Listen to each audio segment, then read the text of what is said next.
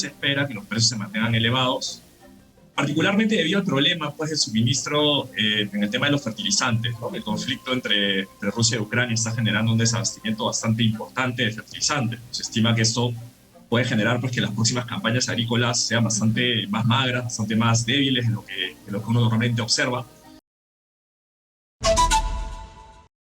Tema económico, y es que hemos recibido la noticia de que en los últimos 12 meses la inflación es de 8.62%, cifra récord en los últimos 10 años. Esa información nos va a complementar y explicar Marco Ortiz. Él es profesor de Economía de la Universidad del Pacífico. ¿Cómo está? Buenas noches. Muchas gracias por su tiempo aquí en Exitosa. Bienvenido. Buenas noches, encantado de estar con ustedes, Katiuska y Pedro. Feliz de responder sus preguntas sobre este preocupante noticia, ¿no?, sobre la inflación tan alta. Claro, primero que nada, antes de entrar al tema de fondo, lo que está pasando, cómo impacta la economía de cada familia, yo quiero saber si usted prevé en el horizonte próximo que el tema de la inflación sigue incrementándose, porque creo que hasta hace un mes hablábamos de poco más del 6% de la inflación, al borde del 7%. Hoy estamos hablando de más del 8%. ¿Esto va a seguir una tendencia al alza en el tema inflacionario, señor Ortiz? No, recordemos que la inflación es el crecimiento de los precios, ¿no? Entonces, un aumento de la tasa inflacionaria implicaría una aceleración de los precios. Eso es algo que no se espera, sin embargo, sí se espera que los precios se mantengan elevados, particularmente debido al problema pues, del suministro en el tema de los fertilizantes, ¿no? El conflicto entre Rusia y Ucrania está generando un desabastecimiento bastante importante de fertilizantes. Se estima que esto puede generar pues, que las próximas campañas agrícolas sean bastante más magras, bastante más débiles de lo que uno normalmente observa. Y esto pues obviamente va a incidir en el precio de los alimentos hacia adelante, ¿no? Entonces, eso sí preocupa porque los precios elevados se pueden mantener y eso pues daña efectivamente el bolsillo de las familias peruanas, ¿no? Así es. Julio Velarde dice, Perú es de lejos la inflación Exitosa. más baja. El diario El Peruano dice que estamos en el puesto número 3 de los países con menos inflación. Nos gana Ecuador y Bolivia. ¿Existe alguna herramienta para que el gobierno pueda paliar esta crisis inflacionaria que tenemos a nivel mundial?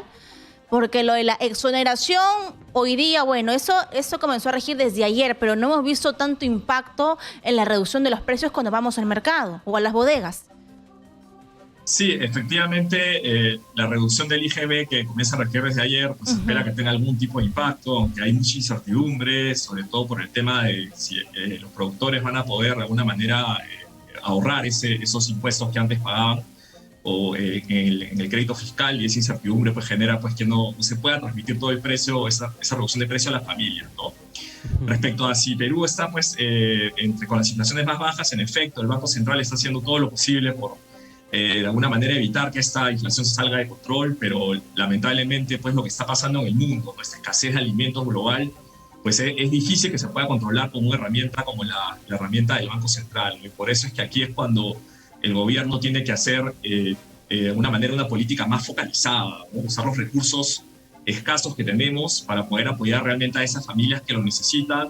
Y en ese aspecto, pues, de alguna manera, apoyos focalizados a familias vulnerables son mucho más efectivos que lo que se está haciendo, ¿no? Porque estas reducciones del IGB, pues, terminan afectando de manera desproporcional y de alguna manera benefician a las familias que más tienen, ¿no? No a las que menos. Y le cuesta, pues, al fisco peruano le cuesta recursos que podrían ser mejor destinados si se pudiera focalizar mejor y ir hacia las personas que están realmente pasando hambre en este momento. Claro, y un poco para hacer pedagogía económica, señor Ortiz. Por ejemplo, tenemos muchas llamadas telefónicas que siempre cuando se habla del tema de la Constitución se lamentan de que acá existe un monopolio, de que controle los precios, de que afecte la economía de la población. Pero ¿hasta qué punto incluso muchos consideran de que sería necesaria la intervención del Estado en el control de precios?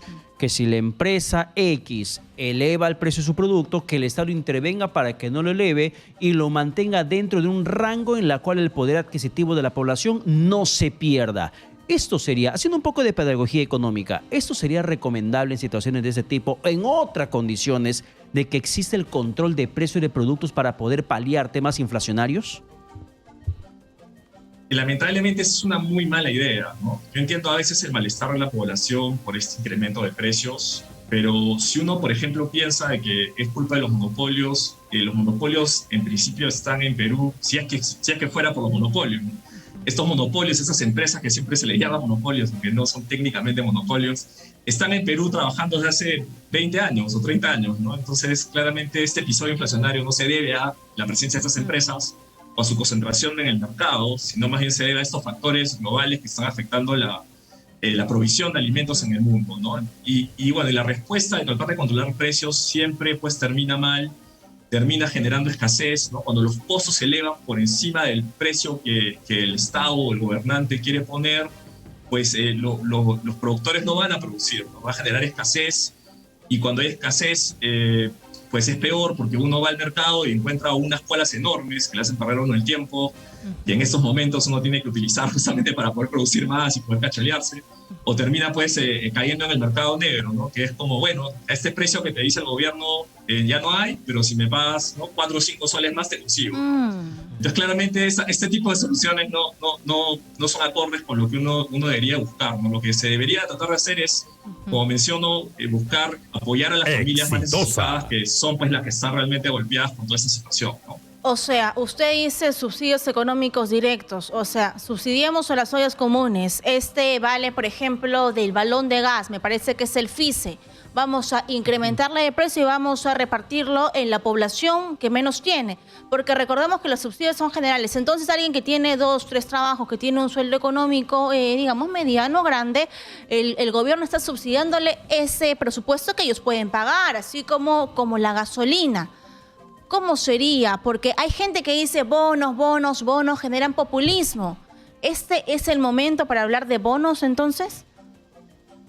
Sí, en realidad los bonos son una herramienta más efectiva ante este problema, ¿no? Lo que necesitamos hacer es que las familias que están en situación más vulnerable no pasen tanta hambre, ¿no?, ante una situación como la que vivimos, y más bien, si hacemos estas medidas generalizadas, pues justamente como mencionas, ¿no?, son las familias más acomodadas las que más consumen pollo, las que más consumen azúcar, las que más consumen el pan, ¿no?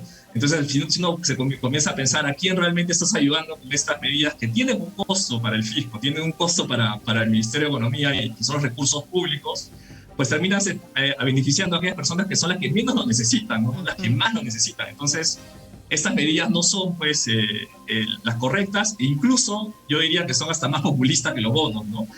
Salir diciendo que has reducido el precio de la gasolina o el precio del pollo, pues obviamente para la platea no es algo que a los políticos pues los llena de aplausos, ¿no? Entonces creo que sería mucho más eficiente, mucho más técnico, mucho más incluso económico, ¿no?, para nuestros recursos fiscales, usar estas medidas más focalizadas como el bono, ¿no? Lamentablemente los sistemas de focalización como el Sisco pues no están actualizados, no están bien y pasó en mantenidos pandemia por los gobiernos locales, entonces va a ser difícil igual, ¿no? Ya, ahora, sin necesidad de entrar al plano político, pero sí de lleno al tema técnico. Usted nos acaba de decir de que técnicamente no se podría llamar monopolios a las actividades económicas que ciertas empresas desarrollan en el país. ¿Por qué es que tendría que dejar de llamársela monopolio? Debido a que el propio gobierno, lo hemos escuchado al presidente de la República, al presidente del Consejo de Ministros en reiteradas ocasiones en los últimos días, justificando la nueva constitución o la escalada de precios por el tema de los monopolios, que hay dominio económico y que le impide al gobierno hacer más porque la constitución así lo prohíbe. Pero ¿por qué técnicamente no existen monopolios en el Perú? Bueno, existen algunos monopolios en el Perú, ¿no? Pero a lo que se refiere normalmente la población o lo que se habla comúnmente son esas empresas que tienen de alguna manera cierto poder de mercado, ¿no? Estamos hablando, por ejemplo, de las farmacias, que hay cierta concentración en 2 o 3 grupos, o el tema, por ejemplo, de la banca, que hay un grupo de 4 bancos que controlan un buen porcentaje de la población, del mercado, ¿no?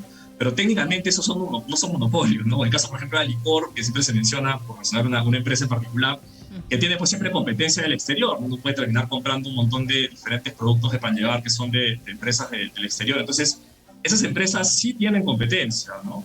Y recordemos además que la Constitución, si bien no prohíbe explícitamente los monopolios, sí prohíbe el abuso de la posición dominante. Entonces, para eso tenemos ya una institución que se llama INECOPI, que es la que debería estar en principio, ¿no?, de manera técnica y probando, ¿no?, con pruebas fehacientes de que hay algún tipo de colusión de precios, con algún tipo de arreglo que está perjudicando el bolsillo de las familias peruanas, ¿no? Pero si es que eso no es lo que estamos observando, si es que este aumento de la inflación está siendo provocado por los aumentos de costos globales y la FAO, la Organización Internacional de los Alimentos, está hablando de que es una escasez global, pues claramente el problema no es local, el problema es del mundo, ¿no?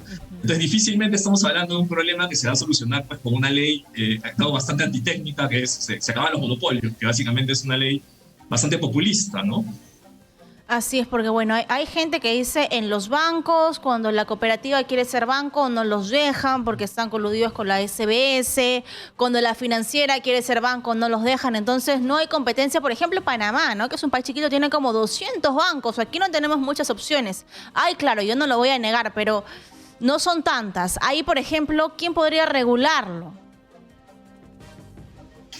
Si bien la concentración bancaria en ciertos segmentos es bastante elevada, cuando uno quiere pedirse un crédito, uno puede acceder a una cantidad bastante elevada de financieras, de cajas, de cooperativas, ¿no? Entonces, en realidad, tampoco es tan cierto de que haya una concentración que evite la competencia, ¿no?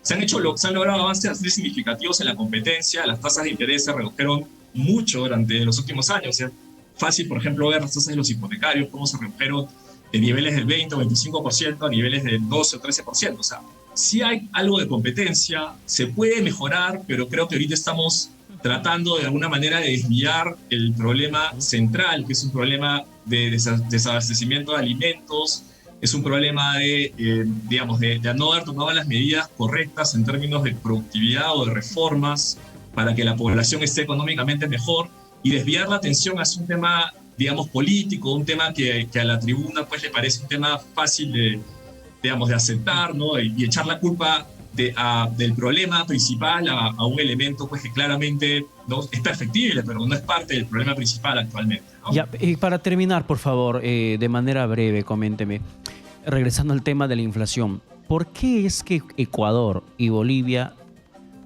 no llega a su nivel inflacionario de ambos países al 3%? En el caso, por ejemplo, de Ecuador, 2%. En el caso de Bolivia, 2.5%. ¿Qué es lo que pasa en esas economías que están haciendo tan bien que aquí no lo podemos hacer igual? Pero decir que lo están haciendo bien es realmente no decir la verdad completa. A ver. ¿Ya?